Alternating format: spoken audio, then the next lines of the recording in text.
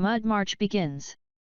On January 20, 1863, Union General Ambrose Burnside's Army of the Potomac begins an offensive against General Robert E. Lee's Army of Northern Virginia.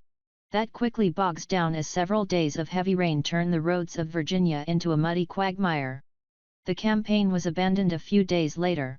The Union Army was still reeling from the disastrous Battle of Fredericksburg, Virginia, on December 13, 1862.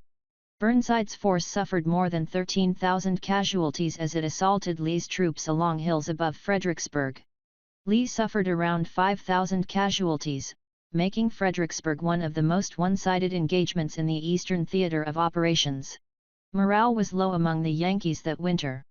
Now, Burnside sought to raise morale and seize the initiative from Lee.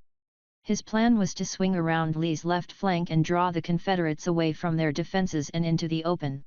Speed was essential to the operation. January had been a dry month to that point, but as soon as the Federals began to move, a drizzle turned into a downpour that lasted for 4 days. Logistical problems delayed the laying of a pontoon bridge across the Rappahannock River, and a huge traffic jam snarled the Army's progress.